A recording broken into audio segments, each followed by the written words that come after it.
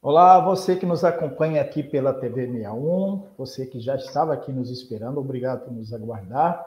Estamos começando aqui mais um programa, O Direito Achado na Rua, aqui pela TV 61. O Direito Achado na Rua é um grupo de estudos da Universidade de Brasília, UNB, onde a gente entrevista aqui os membros, as pessoas que fazem parte, os pesquisadores, professores que fazem parte desse grupo de estudos da UNB, e eu tenho a grata satisfação de receber aqui, mais uma vez, porque ela já compareceu aqui em outro momento, a professora Isis Tábuas. Como vai você, Isis? Tudo bem? Tudo bem, João? Uma alegria estar aqui mais uma vez com vocês. Prazer reencontrá-la aqui, Isis. Fiquei muito feliz. Você está no Ministério das Mulheres. Nós vamos falar um pouco sobre isso também, mas o nosso tema central é sobre as agressões que vêm sofrendo as mulheres nesses espaços de ódio, né? Nos canais do YouTube, nas redes sociais, nas plataformas. E, assim, são posturas permitidas pelas Big Techs, e estamos aí num debate sobre uma lei para conter essas fake news, conter esses ataques que vem provocando também, atingindo as crianças nas escolas. Mas a Isis vai focar a sua fala mais nessa questão das mulheres que sofrem ataques misóginos, sofrem ataques no âmbito da política, né? Então, nós vamos tratar desse tema. A Isis Tábuas, ela é doutora em Direito, Estado e Constituição e mestra em Direitos Humanos e Cidadania pela Universidade de Brasília, UNB. Foi pesquisadora visitante da Universidade de Rotterdam, em Haia, na Holanda. É assessora da ministra de Estado das Mulheres, Cida Gonçalves, e advogada especializada em situações de enfrentamento à violência contra a mulher e garantia de direitos humanos em desastres socioambientais e tecnológicos. Ela é autora de artigos científicos nacionais e internacionais e do livro premiado pela Universidade de Brasília sobre mulheres, violência e poder. Nós sempre temos aqui, Isis, uma audiência sempre nova que vai incorporando aqui no nosso programa, no nosso canal, e você já mencionou isso na nossa entrevista passada, no ano passado, mas eu gostaria que você trouxesse novamente como é a sua inserção, como ocorreu a sua inserção no grupo de estudos do Direito Achado na Rua, e fala um pouco também sobre o grupo de estudos do Direito Achado na Rua. Começou com uma provocação muito feliz, né? Acho que participar do grupo Direito Achado na Rua é um desejo que se manifesta já na minha graduação, em 2007, quando indicam como primeiro livro de leitura o que é o direito, do Roberto Lira Filho, que é o patrono do Direito Achado na Rua. Acho que ali já vem um grande encantamento e uma grande admiração por esse coletivo. Aí, logo em seguida, ouvi o professor José Geraldo de Souza Júnior falar em alguns espaços acadêmicos, e aí acho que o envolvimento com essa teoria e prática, esse movimento do direito se consolidou ainda mais. Quando eu entrei em Brasília, quando eu vim para Brasília e entrei no mestrado em Direitos Humanos, eu tive a oportunidade de ter uma proximidade maior com o professor José Geraldo, de ser orientanda dele. Eu brinco que orientanda não só de pesquisa, mas orientanda de vida, né? Porque estar próximo ao professor José Geraldo é um aprendizado constante, é uma lição, né? Ouvi-lo é sempre muito bom e muito produtivo. Eu acho que o Direito Achado na Rua tem essas duas grandes figuras que me inspiram muito, tanto o Lira Filho como o professor José Geraldo, e em seguida fui conhecendo também outros grandes pesquisadores e pesquisadoras, como a Lívia Gimenez, a Thalita Rampin, a professora Nair Bicali, que é a nossa grande referência também, que funda uma série de conceitos e categorias que são muito, muito úteis para nós do Direito Achado na Rua. Muito bom. Isis, só pedir para você verificar se não tem alguém assistindo próximo de você que está dando certo eco. Está dando eco aqui. Vai prosseguir. Deixa eu ver. Tá. Não é só... Melhorou? Tá. Vamos lá. Só um minutinho aqui.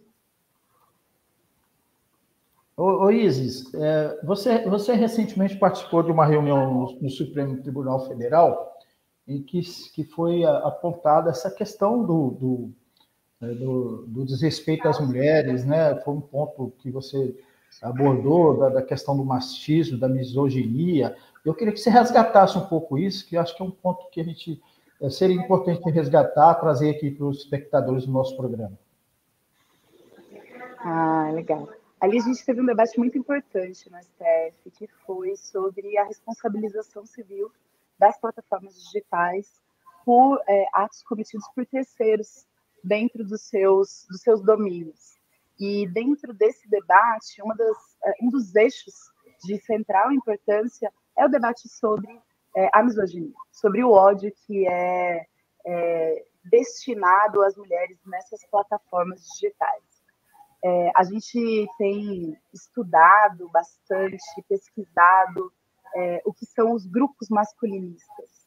Os grupos masculinistas são grupos que têm se organizado, que têm crescido dentro das plataformas digitais, porque encontram ali um terreno muito fértil, tanto na perspectiva de aumentar a sua área de atuação, como lucrar com isso. E aí vem uma responsabilidade das empresas nesse enfrentamento à misoginia. E acho que a posição que a gente defende ali no STF, na audiência pública do STF, estava muito vinculada à responsabilidade das empresas e das plataformas digitais não permitirem que os discursos misóginos sejam fontes de lucro e que sejam permitidos e distribuídos de forma legalizada e estimulada dentro das suas plataformas. O problema também é a normalização, né, desses discursos, né, que permite com que esse monstro que saiu aí da jaula, né, há pouco tempo, sobretudo nos 4 últimos anos do governo fascista que nós presenciamos, isso ocorre, né? Então tem que ter, não é censura, né, Isis? Exato, acho que tem uma concepção muito equivocada, que dizem que isso pode ser um ataque à liberdade, e a gente sabe que não é sobre essa liberdade que debatemos, né? Enquanto, inclusive, direito achado na rua, né? O próprio Lira Filho, que é patrono do grupo, fala, né, que a liberdade ela é um direito que se constrói na história, não de forma isolada, mas de forma coletiva.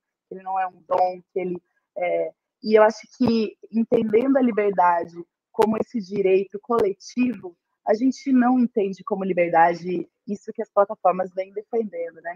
Não se pode confundir liberdade com os atos de promoção de ódio, de violência que esses grupos misóginos têm defendido. E é importante a gente entender também um pouco como eles funcionam, né? Como esses grupos masculinistas funcionam, que é justamente a partir dessa lógica de repetição da objetificação, da coisificação, da desumanização das mulheres, né? Numa perspectiva de difusão de ódio e difusão de violência, que encontra dentro da internet alguns mecanismos que fazem com que eles se fortaleçam.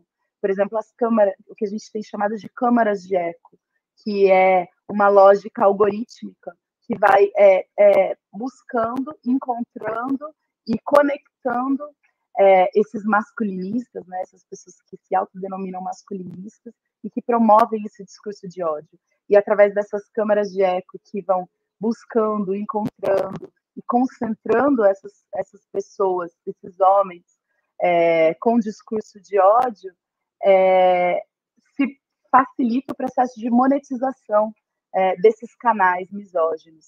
Então, a gente tem, por exemplo, a agência de checagem aos fatos fez uma pesquisa que, em 80 canais misóginos, desses 80 canais misóginos, 35 eram monetizados através de venda de livros, venda de cursos, e os outros 36 eram monetizados pela própria plataforma digital, a plataforma do YouTube. Então, a gente vê que dos 80, menos de 100 não lucravam com essa prática da difusão do ódio contra as mulheres, que tem estimulado muitos atos violentos, né? Então, ela não se restringe ao espaço digital, ela também tem reflexos na vida concreta das mulheres, na vida real, fora do ambiente digital. Exatamente, a gente tem assistido aí mulheres sendo assassinadas, né? Agredidas, assassinadas por conta da disseminação desse ódio e das fake news. Luiz, enquanto você falava, eu estava fazendo uma reflexão aqui, eu tenho percebido que em vários aspectos a Deep Web ela veio, vamos dizer assim, para a web normal, né? Como a gente, pelos relatos e pelas denúncias que são sempre feitas desse ambiente da Deep Web ali, tanto da questão da pedofilia, quanto da questão do ódio, da violência, das técnicas das práticas, melhor dizendo, de mutilação, todo aquele horror que estava ali na Deep Web, parece que ela veio para a web normal, vamos dizer assim, entre aspas, a web normal. Aí eu estava refletindo também, porque como que tinha um público, né? A gente supõe que existia um público muito grande lá dentro, né? E aí esse público foi alçado pelas big techs diante desse nicho de público que aprecia o ódio, né? Aprecia todos esses horrores que tem aí na Deep Web. Você tem essa avaliação também? Queria que você falasse um pouco sobre isso também. Sim. Acho que eles encontram nas plataformas digitais, nas redes sociais, que hoje carecem de uma regulamentação mais detalhada, um ambiente muito fértil para se promover e para lucrar, que eu acho que esse é o principal debate. O principal debate que a gente tem que fazer não pode ser autorizado esse discurso e muito menos que essas pessoas lucrem com esse tipo de discurso, com esse tipo de arte. Então, eu acho que esse é o debate central. Quando ele deixa a Deep Web e vem para as plataformas, eles buscam, claro, novas expressões, né? Acho que é importante dizer, a misoginia ela não está presente apenas na internet, né? A misoginia ela está em todos os espaços, ela é uma parte do sistema patriarcal de hoje. É uma forma extrema de expressão do machismo. Então, ela está no ambiente doméstico, no ambiente familiar, mas ali ela encontra, por exemplo, a Lei Maria da Penha, que protege as mulheres, que faz um enfrentamento nos diferentes âmbitos da vida social, dessa violência que acontece nesse espaço relacional doméstico familiar, de relações de afeto. Mas, quando ela entra no âmbito do mundo do trabalho, ou na esfera política, na esfera pública e política, e em especial dentro dos espaços institucionais em que as mulheres têm tentado e buscado cada vez mais ocupar, ela não encontra uma legislação à altura do seu enfrentamento. E aí, quando a gente entra no espaço da internet, a situação se agrava ainda mais, porque hoje a gente tem uma duplinha ali, que é a velocidade e o volume das informações que são produzidas e espalhadas nessas plataformas digitais, que o judiciário ou que outras instituições públicas não estão preparadas para fazer um enfrentamento nessa mesma velocidade, com esse volume de informações. Então, é necessário que as próprias plataformas assumam responsabilidades maiores nesse controle. E é importante dizer que elas já fazem essa mediação, né? Quando a gente fala de, por exemplo, imagens, feitos desnudos femininos, automaticamente, em pouquíssimo tempo, eles são retirados das plataformas digitais. Mas outras imagens de violência, não. Então, se elas têm a capacidade de fazer essa retirada rápida de outros tipos de imagens e de conteúdos, por que não fariam em relação à misoginia? Acredito que a resposta a essa pergunta está muito vinculada ao lucro que elas têm com esses canais misóginos. Verdade, né? A monetização, né, desses canais, né? Você tem pontuado que esse controle, né? Inclusive a desmonetização de quem promove essas práticas, ela é importante para conter isso, né? Porque afeta inclusive a nossa democracia também. Queria que você comentasse um pouco sobre isso. Sim, acho que a disputa pelo poder político é algo que está posto, né, que sempre esteve, que os diferentes grupos fazem essa disputa. E acho que a disputa democrática ela é muito saudável, o diálogo é muito saudável, a divergência de opiniões também. Mas quando o limite é ultrapassado, que é isso que a gente tem visto, né, deixa de ser um debate sobre ideias. A gente não está, e é isso que os grupos misóginos dizem, né, que eles estão debatendo, que eles podem ter direito a ser contra a Lei Maria da Penha, ou a defender que as mulheres sejam as responsáveis pelas tarefas domésticas. Eles trabalham com essa zona cinzenta entre o limite do que seria democrático, que é defender uma ideia, e o que é defender a desumanização de um grupo social. E é isso que eles fazem. Eles defendem a desumanização. Existe um nome, né? Eles trabalham com a pedagogia da desumanização das mulheres, que é nos tratar como seres não humanos, como objetos para reprodução, como objetos sexualizados. Então, acho que quando a gente ultrapassa esse limite, a gente deixa de ser democrático. E a misoginia ela é parte desse processo, ela é parte desse movimento antidemocrático. A gente tem acompanhado os ataques às instituições e acho que a misoginia é um elemento importante quando a gente fala sobre os ataques às instituições democráticas. E começa com o exemplo do golpe na presidenta Dilma, que teve elementos misóginos intrínsecos ao processo, né? Acho que a gente tem exemplos terríveis que cada um de nós, enquanto cidadãos brasileiros e cidadãs brasileiras, presenciamos no processo de golpeamento da nossa democracia, que aconteceu quando a presidenta Dilma foi destituída, né? E acho que a misoginia ela vem desde ali, ela se explicita desde ali, de forma bastante perceptível. Eu acho que o exemplo da Dilma ele é um exemplo cabal da violência política que se comete com as mulheres, tanto nos espaços do parlamento quanto na militância política em geral, e isso tem afetado muito o trabalho das mulheres, que têm resistido bravamente. Né? Queria que você comentasse também sobre esse tipo de violência, que é a violência política contra as mulheres, já pegando o gancho aí que você mencionou da Dilma. Sim, acho que eles estão muito ligados. Acho que a misoginia, na verdade, ela se expressa tanto nesse espaço político institucional, como na internet, no mundo do trabalho. E a gente tem uns exemplos disso. Por exemplo, a deputada Isa Pena, ela se retirou de todas as redes sociais por ataques misóginos. Isso é um reflexo da atuação dela, da ocupação de espaço político institucional que ela vinha fazendo e que, por ganhar esse destaque, ela acaba virando um dos alvos prioritários. A política, né, mais do que deputada, ela já foi candidata a vice-presidenta, ela tem uma trajetória bastante consolidada. Manuela Dávila, ela também é vítima constantemente da misoginia e tem que resistir de diferentes formas, e a gente vê que isso afeta a vida política das mulheres.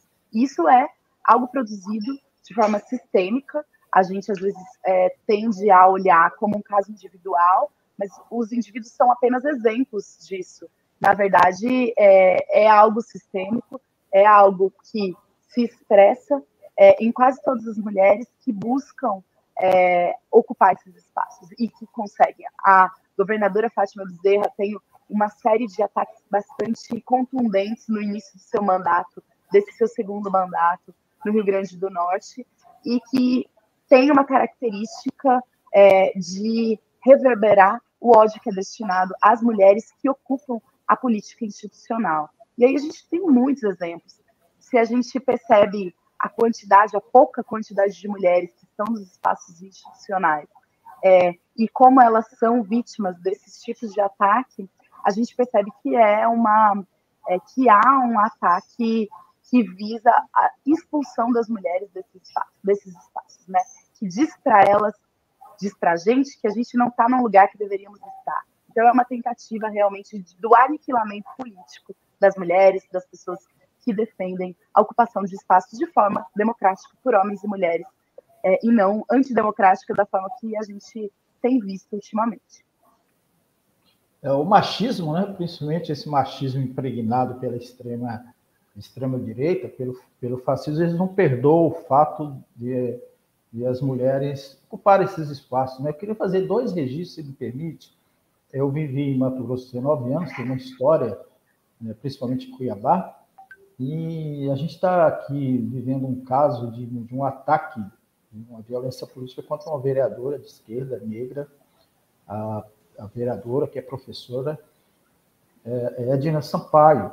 E lá em Sinop, lá berço dos terroristas, um dos berços dos terroristas de 8 de janeiro, a professora Graciele, que é vereadora lá em Sinop também, de esquerda, negra, sofrendo também ataques constantes. Por coincidência, as 2 vereadoras professoras são professoras da Universidade Estadual de Mato Grosso. Só queria fazer esse registro. E também lembrar que o extremo dessa violência foi o assassinato de Marielle Franco, né? Que sofreu, que foi vitimada, né, por esse assassinato que a gente acabou de observar.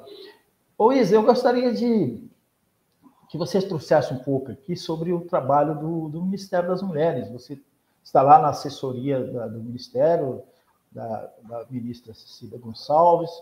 Queria saber um pouco como você desenvolve o seu trabalho, como o Ministério está atuando nessa questão da violência contra a mulher, obviamente, né, mas dentro desses pontos que a gente abordou aqui, que é a questão do ambiente da internet e do ambiente institucional.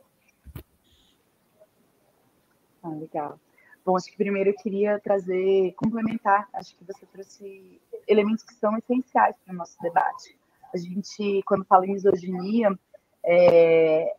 que é esse ódio, essa repulsa, esses atos de ódio e repulsa contra a mulher, seguramente eles são muito agravados pela questão do racismo. O racismo é uma questão estrutural na nossa sociedade e as mulheres negras, elas passam por um processo de intensificação da misoginia. Quando a gente traz os exemplos da Marielle Franco e das vereadoras que estão sendo expulsas do seu trabalho político, institucional, a gente percebe como se agrava dentro da perspectiva do atravessamento do racismo, né? Então, acho que esse é um elemento essencial. E outro elemento muito importante também é trabalhar a LGBTfobia nesse aspecto da misoginia. Então, as mulheres lésbicas, bissexuais, as transsexuais, as transgênero, as travestis também têm um atravessamento muito cruel. Né? Quando a gente fala em misoginia, ela seguramente tem um corpo ao qual é destinado. E as mulheres negras e LGBTs realmente sofrem de uma forma muito mais intensa esses ataques. Bom, o próximo ponto é sobre o trabalho do Ministério, né? Duas colocações. O Ministério ele trabalha com o enfrentamento à violência como uma das suas pautas prioritárias. Isso, a ministra Aparecida Gonçalves, ela foi por 10 anos secretária de enfrentamento à violência contra as mulheres. Ela conhece muito bem essa pauta, ela é muito comprometida com o enfrentamento à violência. E foi uma das grandes atoras, né, no processo de criação e aprovação da Lei Maria da Penha e implementação agora da Lei Maria da Penha. E ela é uma das pessoas que está refletindo muito sobre a misoginia nos diferentes espaços. No espaço público do trabalho, nas plataformas digitais, no enfrentamento à violência política, em especial nesses espaços institucionais. Então, a ministra Aparecida ela tem trabalhado com a misoginia como uma das pautas centrais para esse mandato de 4 anos do governo Lula 3, né? Então, a gente está bastante comprometida com essa pauta.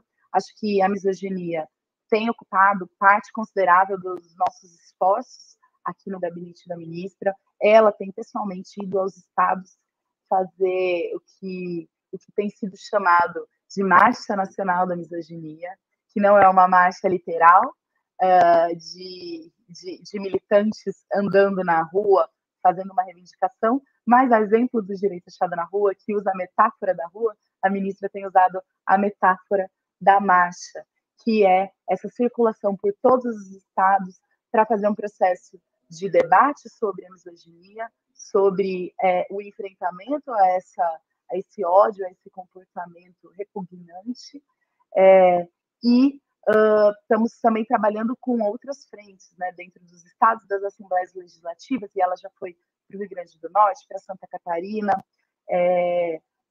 já circulou alguns estados e pretende circular todos, fazendo esse debate e buscando um comprometimento nos diferentes âmbitos do poder público, para que todos estejam envolvidos nessa marcha, metaforicamente falando, nacional contra a misoginia. Muito bom. Nós estamos aqui com uma boa audiência. Queria registrar aqui 2 comentários da Marlene Costa, boa tarde a todos, e da Janete Fusetti, também boa tarde para a gente aqui. Pedir a você que está nos assistindo aqui na TV 61, programa O Direito Achado na Rua, que se inscreva aqui no nosso canal, compartilhe essa entrevista com a professora e pesquisadora Izzy Tábuas, acione o sininho, dê o ok lá, o joinha, para a gente ajudar a impulsionar aqui o nosso canal. A gente já vai caminhando para o final da nossa entrevista. Pedir a vocês que façam suas considerações finais e agregue alguma questão aí que eu não me perguntei. Fique à vontade. Olha, acho que só tenho a agradecer. Esse é um canal pelo qual eu tenho muito carinho, tanto pela minha participação, por ser membro do Direito Achado na Rua, como por saber que aqui se debatem temas de absoluta relevância social e contemporâneos, né? Acho que esse tema da misoginia é um tema que todos e todas têm que ficar muito atentos. Acho que a gente precisa se envolver nesse processo de enfrentamento, de combate aos atos e às atividades misóginas, em especial ao que vem acontecendo nas plataformas digitais. Acho que esse debate ele está inserido na agenda de qualquer jurista, sociólogo ou quem pensa em organização social, pensa e atua para o regramento social brasileiro. O Marco Civil da Internet está aí fazendo quase 10 anos, a gente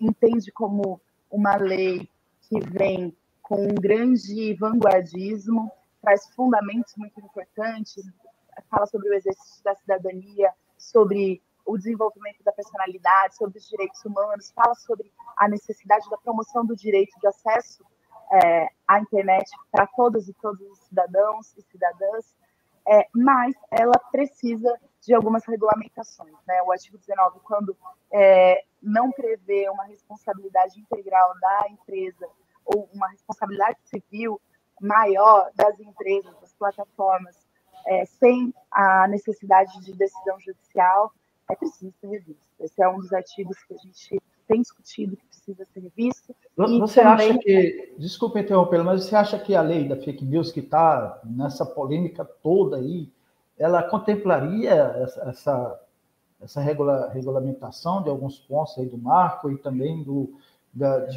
contemplaria também essa questão das ameaças que as mulheres sofrem?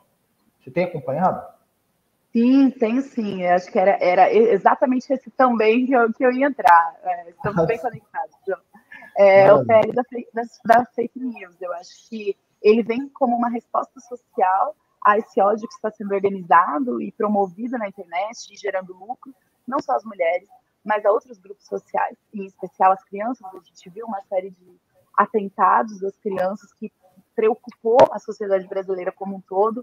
E eu acho que ele vem nessa linha, na linha de defesa desses grupos sociais mais vulneráveis, que têm sendo sistematicamente atacados nas plataformas digitais, e busca regulamentar um pouco a atuação dessas plataformas. Acho que é um PL fundamental, a gente precisa aprofundar esse debate, a gente precisa proteger esses grupos mais vulneráveis da sociedade, socialmente mais vulneráveis. E o PL da fake news, ele vem nessa perspectiva e vem causando uma falsa polêmica, porque é uma falsa ponderação sobre liberdade. A gente não está restringindo a liberdade de nada e de ninguém.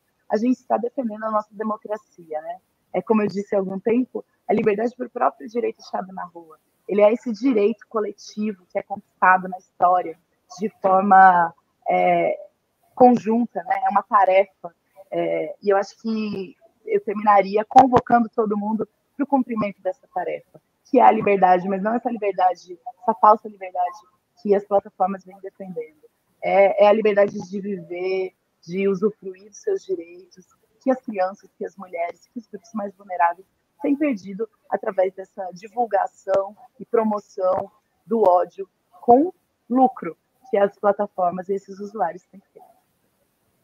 Verdade, a liberdade de propagar o ódio, de lucrar em cima das tragédias humanas, isso não é liberdade, né? Isso não é liberdade de expressão, isso não é liberdade nenhuma. Como você bem mencionou, né, a liberdade tem outro sentido aí, para a vida e não para a morte. Isa, quero agradecer muito a você, deixar para você dar um tchau aí para os nossos espectadores.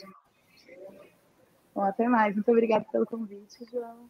Um grande abraço a todo mundo que está acompanhando. Muito bom.